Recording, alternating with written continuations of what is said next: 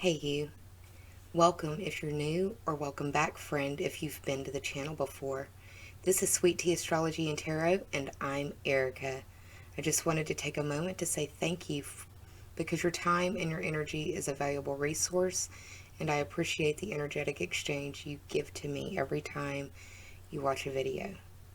I produce content on a variety of platforms, and you can follow me on all of them by accessing my link tree in the description below. Some housekeeping. The last 28 days of YouTube analytics indicate to me that over 52% of my recent viewers aren't subscribed. I encourage you to subscribe for easy access, and I'd also encourage you to hit the notification bell to get alerted when I go live on YouTube, which is usually unannounced and is provoked mostly by Spirit's call. I'm also in the process of starting my Patreon page where I will be posting first access to ad-free content to the 2021 astrology videos for each sign, and I will do extended love readings at the herbal tea tier or higher. I'll do an introduction video of my Patreon page once Patreon has been up, going, and well fed.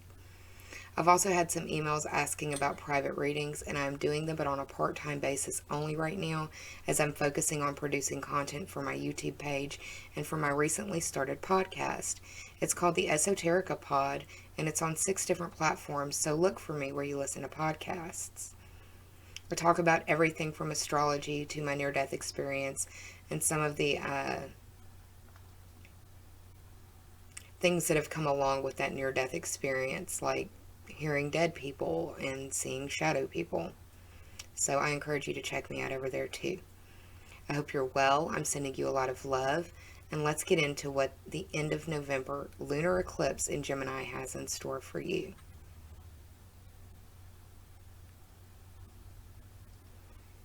So before I get started with each individual sign, what I'm going to do is discuss some of the aspects that are going to be going on during this eclipse. And I feel like it would be important for those of you who are new to astrology or don't speak the language well to understand some of the things that we're talking about. I'm using cards from the Numinous Astro deck. I'm trying to show y'all without a glare. That's it. Anyways, that's the back. So I'm going to feature some of the cards that are in this deck because they kind of point out and highlight some of the keywords and the themes that are associated with what's showing up in the sky for us. I'm focusing mainly on the oppositions. So that's what I'm going to be talking about in grander theme or grander scale. This lunar eclipse is occurring in Gemini. And Gemini, according to this deck, is the butterfly. And some of the words that you can put in your data bank or in your word bank to associate with Gemini are curious, communicative, versatile, flexible, variety-seeking, social, collaborative, brilliant, perceptive, connected, vocal, adaptive, street-smart, mobile, studious, superficial, restless, and fidgety. And that's what the card looks like.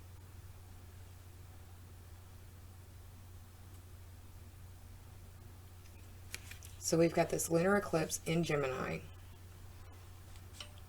During the lunar eclipse, we have the sun opposite the moon, and it is an applying aspect, meaning it is growing more tense as the eclipse draws nearer to exactation. So the sun card deals with being. It emphasizes or more words for your word bank. Essence, energy, self-awareness, life force, spirit, creativity, honor, masculinity, distinction, childishness, ego, individuality, solitude, expression, self-sufficiency, shine, heartbeat, father. That's what the sun card looks like in this deck. So we've got an opposition in the sky between the sun and the moon. The moon is feelings, instinct, nurturing, gut reactions, comfort, digestion, home, family, conditioning, habits, femininity, lineage, privacy, embodiment, emotions, sustenance, self-soothing, moods, mother. And this opposition we see in the card. There's the moon card again. Okay? So we've got this opposition between the sun and the moon, asking for balance. More words for your word bank. Relates, mirrors, interacts, confronts, makes conscious, manifests, disciplines, conflicts with, tests, objectifies, and calls out.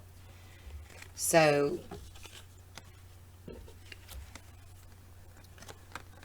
that's kind of what it looks like in an astrology chart. The sun glyph opposite the moon. And that's one of the oppositions going on during this eclipse. And again, the pressure is applying between these two heavenly spheres, the two luminaries of the sky. And the sun is going to be in Sagittarius, the moon is going to be in Gemini. That placement changes in each sign's houses. That's why I give you the houses when I'm talking about what's going on. So we have this opposition card again in play between the planet Venus. Venus deals with love, but it also deals with beauty, harmony, romance, charm, receiving, sensuality, luxury, wealth, diplomacy, magnetism, value, pleasure, adornment, adoration, attraction, indulgence, taste, and style. In an opposition, looking for balance, confronting the planet Uranus of revolution, breakthroughs, brainstorming, originality, insight, awakening, technology, innovation, humanitarianism, reform, surprise, freedom, experimentation, the unexpected, rupture, edge, diversity, enlightening. So we've got these powerful oppositions occurring in the sky between a pretty energetic sky with this lunar eclipse going on.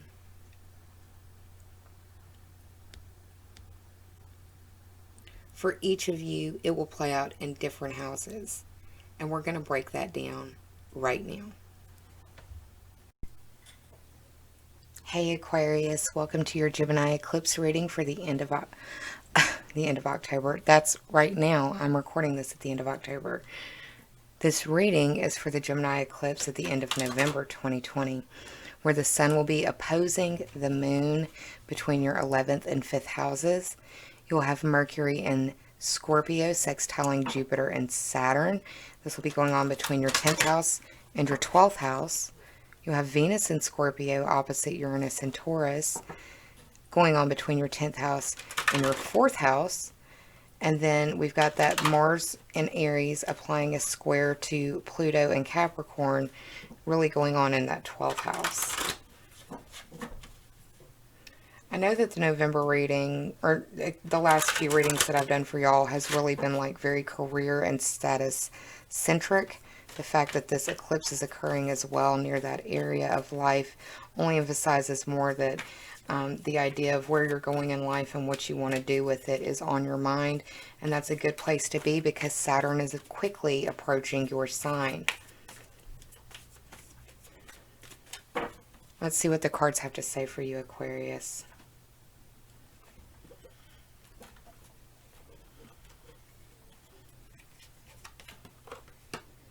The Chariot, the Nine of Cups,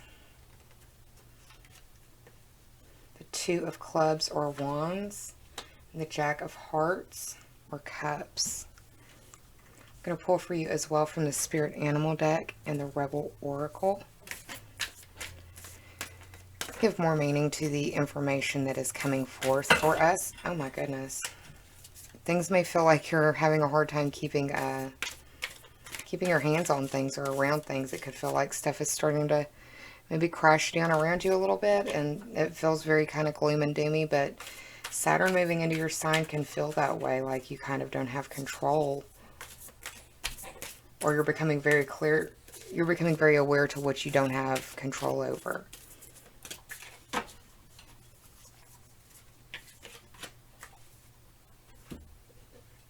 We've got the Badger spirit. Be fearless and be bold. Showing up in that 4th house. Or, I mean, the number 4, it's the 4th card, so it's representing the 4th house. Be fearless and bold when it comes to 4th house endeavors of home, family, roots, stability, and foundations. Now for the Rebel Oracle for y'all. And I don't know if you can hear my dog. She's I think she's got a cold or something. I'm not sure. She's kind of snotting around.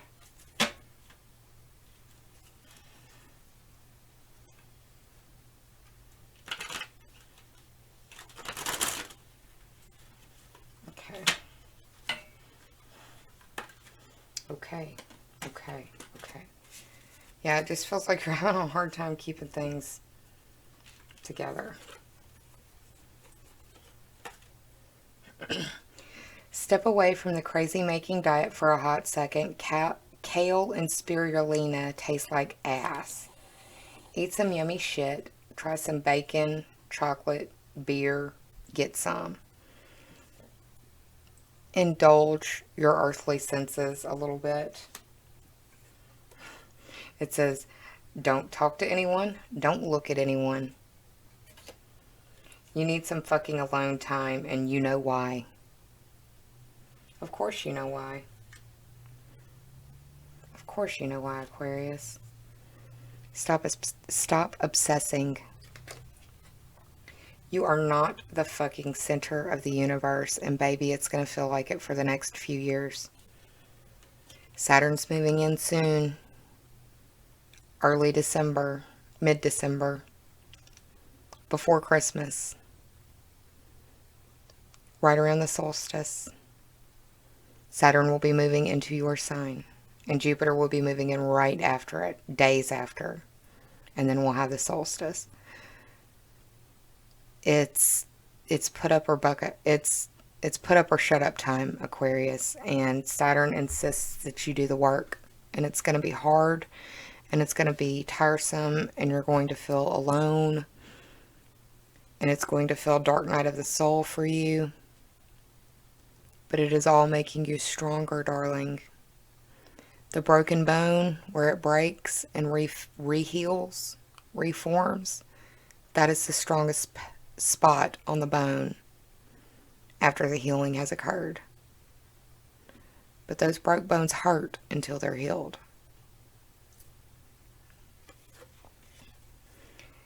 Be fearless and bold. Boldly anticipate what these changes will be bringing for you, not just through the eclipses, but through Saturn and Jupiter moving through your sign. Jupiter will be here for a year. Saturn will be here for 2.5.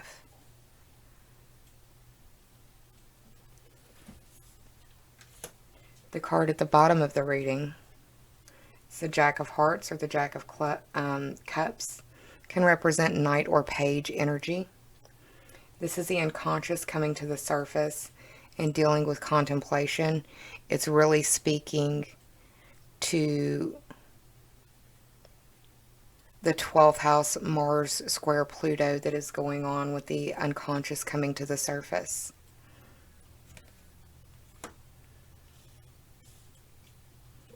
Card closest to the past is the Chariot card. This is the 7 of Swords or the 7 of Spades. It's also representative of the Chariot Major Arcana card and the Rider-Waite Tarot. This card deals with breakthrough, triumph, and inventive solution. You may find inventive solutions to problems that are coming up in your 10th house through the 12th house sextile or the 4th house opposition. You may come up with a new way of handling things.